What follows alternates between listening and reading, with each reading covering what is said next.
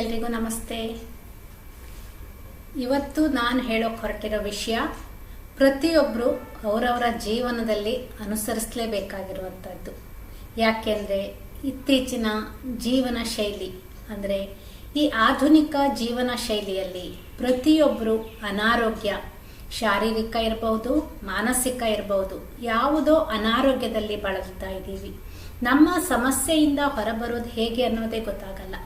ಅದಕ್ಕೋಸ್ಕರ ಇವತ್ತು ನಮ್ಮ ಇಂದಿನ ಸಮಸ್ಯೆಗಳಿಗೆ ಅನುಗುಣವಾಗಿ ನಮ್ಮ ಜೀವನ ಶೈಲಿಯನ್ನು ಯಾವ ರೀತಿಯಾಗಿ ನಾವು ಬದಲಾಯಿಸಿಕೊಳ್ಬಹುದು, ಯಾವ ಜೀವನ ಶೈಲಿಯನ್ನು ಅಳವಡಿಸ್ಕೊಳ್ಳೋದ್ರಿಂದ ನಮ್ಮ ಆರೋಗ್ಯದಲ್ಲಿ, ನಮ್ಮ ಜೀವನದಲ್ಲಿ, ನಮ್ಮಲ್ಲಿ ಬದಲಾವಣೆಯನ್ನು ಕಂಡುಕೊಳ್ಳೋಕೆ ಸಾಧ್ಯ ಅನ್ನೋದನ್ನು ನೋಡೋಣ.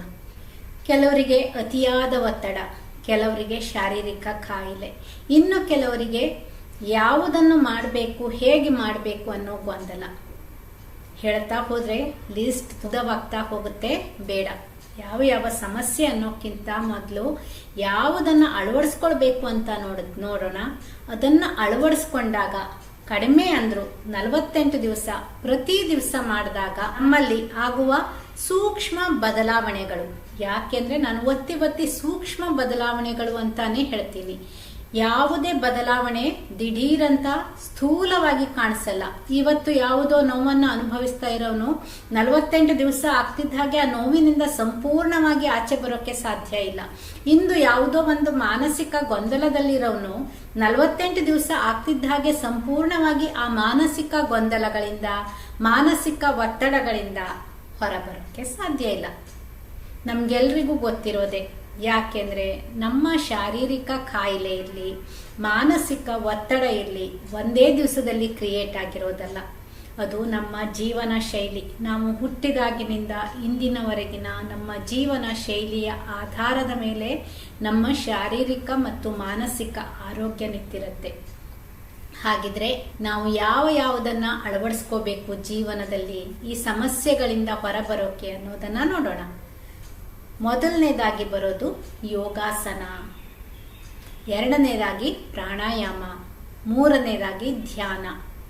ಇವು ಮೂರನ್ನು ನಮ್ಮ ಜೀವನದಲ್ಲಿ ನಾವು ಅಳವಡಿಸ್ಕೊಂಡ್ರೆ ಹಂತ ಹಂತವಾಗಿ ನಮ್ಮ ಸಮಸ್ಯೆಗಳಿಂದ ನಾವೇ ಹೊರಬರೋದು ಸುಲಭವಾಗುತ್ತೆ.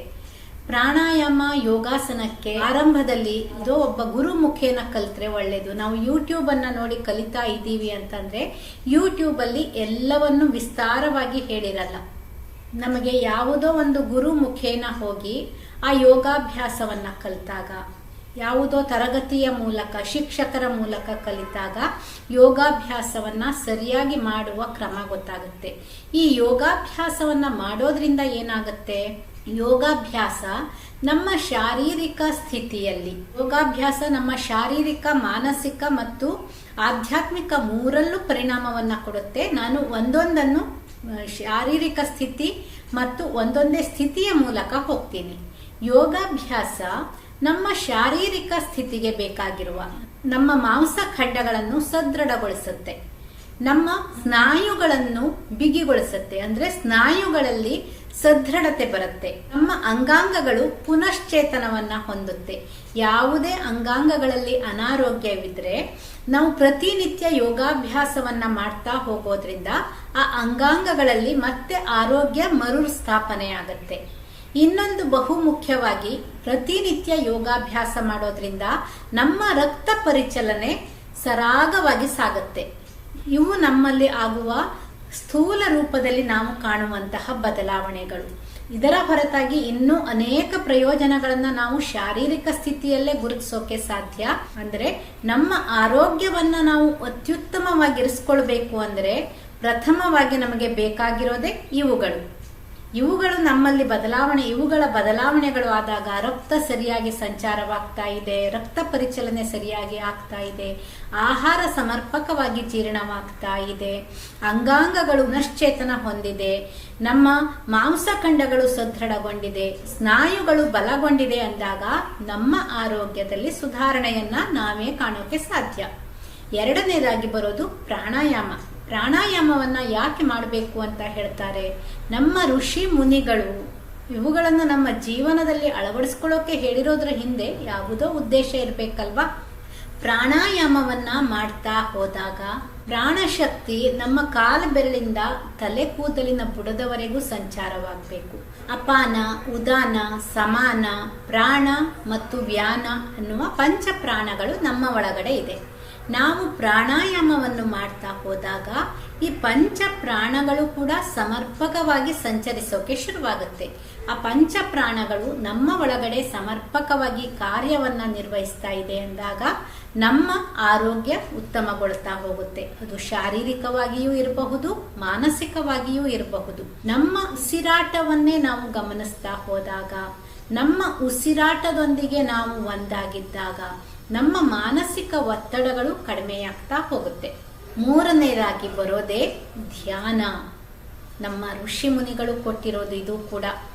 ಧ್ಯಾನವನ್ನ ಮಾಡ್ತಾ ಹೋದಾಗ ನಮ್ಮ ಮನಸ್ಸಿನ ಎಲ್ಲ ಒತ್ತಡಗಳು ಕಡಿಮೆಯಾಗ್ತಾ ಹೋಗುತ್ತೆ. ನೀವೇ ಗಮನಿಸಿ, ಮನಸ್ಸು ಅತಿಯಾಗಿ ಒತ್ತಡದಲ್ಲಿದ್ದಾಗ ಒಂದು ಅತಿಯಾಗಿ ತಿಂತೀವಿ, ಇಲ್ಲ ಅತಿ ಕಡಿಮೆಯಾಗಿ ತಿಂತೀವಿ. ಅಂದ್ರೆ ಇವುಗಳು ಯಾಕೆ ಆಗ್ತಾ ಇರುತ್ತೆ? ನಮ್ಮ ಮಾನಸಿಕ ಒತ್ತಡದಿಂದ ನಮ್ಮ ಜೀರ್ಣಕ್ರಿಯೆಯ ಮೇಲೆ ಪರಿಣಾಮ ಉಂಟಾಗ್ತಾ ಇರುತ್ತೆ. ನಾವು ಧ್ಯಾನವನ್ನ ಮಾಡ್ತಾ ಹೋದಾಗ ಮನಸ್ಸು ಸ್ಥಿರವಾಗ್ತಾ ಬರುತ್ತೆ.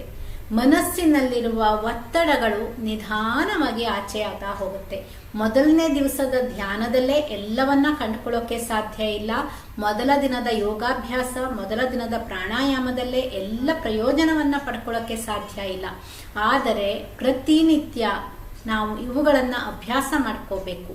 ಪ್ರತಿನಿತ್ಯ ಧ್ಯಾನವನ್ನ ಕನಿಷ್ಠ ಅಂದ್ರೂ ಕೂಡ ಒಂದು ಅರ್ಧ ಗಂಟೆ, 3/4 ಗಂಟೆಗಳ ಕಾಲ ಧ್ಯಾನವನ್ನ ಮಾಡ್ತಾ ಹೋದಾಗ ನಮ್ಮಲ್ಲಿ ಯಾವುದೇ ಆದ್ರೂ ಕೂಡ ನಿಯಮಿತವಾಗಿ ಇರಬೇಕು. ಪ್ರತಿನಿತ್ಯ ನಾವು ಧ್ಯಾನವನ್ನ ಮಾಡ್ತಾ ಹೋದಾಗ ನಮ್ಮ ಮಾನಸಿಕ ಮತ್ತು ಭಾವನಾತ್ಮಕ ಒತ್ತಡಗಳು ಕಡಿಮೆಯಾಗ್ತಾ ನಾವು ಸಂತೋಷದಿಂದ ಜೀವನವನ್ನ ನಡೆಸೋಕೆ ಸಾಧ್ಯ ಆಗುತ್ತೆ. ನಾವು ಆರೋಗ್ಯವಾಗಿರಬೇಕು, ಎಲ್ಲರೊಂದಿಗೆ ಸಂತೋಷವಾದ ಜೀವನವನ್ನ ನಡೆಸಬೇಕು ಅಂದ್ರೆ ದಿವಸದಲ್ಲಿ ಸ್ವಲ್ಪ ಸಮಯವಾದ್ರೂ ನಮಗೋಸ್ಕರ ಮೀಸಲಾಗಿಡ್ಬೇಕು. ಇನ್ನು ಕೆಲವರು ಇರ್ತಾರೆ, ಕೇವಲ ಯೋಗಾಭ್ಯಾಸವನ್ನ ಮಾಡ್ತಾರೆ, ಪ್ರಾಣಾಯಾಮ ಮತ್ತು ಧ್ಯಾನವನ್ನ ಬಿಟ್ಬಿಡ್ತಾರೆ. ಇನ್ನು ಕೆಲವರು ಇರ್ತಾರೆ, ಪ್ರಾಣಾಯಾಮವನ್ನ ಮಾತ್ರ ಮಾಡ್ತಾರೆ, ಧ್ಯಾನವನ್ನ ಮತ್ತು ಯೋಗಾಸನವನ್ನ ಬಿಟ್ಬಿಡ್ತಾರೆ. ಇನ್ನು ಕೆಲವರು ಧ್ಯಾನವನ್ನಷ್ಟೇ ಮಾಡ್ತಾ ಹೋಗ್ತಾರೆ, ಯೋಗಾಭ್ಯಾಸ ಮತ್ತು ಪ್ರಾಣಾಯಾಮವನ್ನ ಬಿಟ್ಟು ಬಿಡ್ತಾರೆ. ಇವು ಮೂರೂ ಕೂಡ ನಮ್ಮ ಜೀವನದಲ್ಲಿ ಅಳವಡಿಸಿಕೊಂಡಾಗ ಮಾತ್ರ ಇವು ಮೂರೂ ಕೂಡ ಒಂದಕ್ಕೆ ಒಂದು ಪೂರಕವಾಗಿರುತ್ತೆ. ಎಷ್ಟೋ ಜನರು ಯೋಗಾಭ್ಯಾಸವನ್ನ ಆರಂಭಿಸ್ತಾರೆ, ಆದ್ರೆ ನಿಯಮಿತವಾಗಿ ಮಾಡ್ತಾ ಹೋಗಲ್ಲ. ಯಾವುದೇ ಆದ್ರೂ ಕೂಡ ನಮ್ಮಲ್ಲಿ ಬದಲಾವಣೆಯನ್ನ ನಾವು ತಂದುಕೋಬೇಕು ಅಂದ್ರೆ ನಿಯಮಿತವಾಗಿರ್ಬೇಕು. ನಿಯಮಿತವಾದ ಯೋಗಾಭ್ಯಾಸ, ಪ್ರಾಣಾಯಾಮ ಮತ್ತು ಧ್ಯಾನಗಳು ನಮ್ಮ ಪರಿಪೂರ್ಣ ಆರೋಗ್ಯವನ್ನ ನಾವು ಹೊಂದೋಕೆ ಸಹಾಯವನ್ನ ಮಾಡುತ್ತೆ. ನೋಡಿ, ನಮ್ಮ ಆರೋಗ್ಯ ನಮ್ಮ ಕೈಯಲ್ಲಿದೆ, ನಮ್ಮ ನಿರ್ಧಾರದಲ್ಲಿದೆ, ನಿಯಮಿತವಾದ ನಮ್ಮ ಶ್ರದ್ಧೆಯಲ್ಲಿದೆ. ನಿಯಮಿತವಾಗಿ ನಾವು ಅವುಗಳನ್ನು ಅಳವಡಿಸಿಕೊಂಡಾಗ ಮಾತ್ರ ಪಡೆಯೋಕೆ ಸಾಧ್ಯ. ಯಾವಾಗೋ ಮನಸ್ಸು ಬಂದಾಗ ಮಾಡಿದ್ರೆ ನಮ್ಮಲ್ಲಿ ಯಾವ ಬದಲಾವಣೆಯನ್ನು ನಾವು ನೋಡೋಕೆ ಸಾಧ್ಯ ಇಲ್ಲ.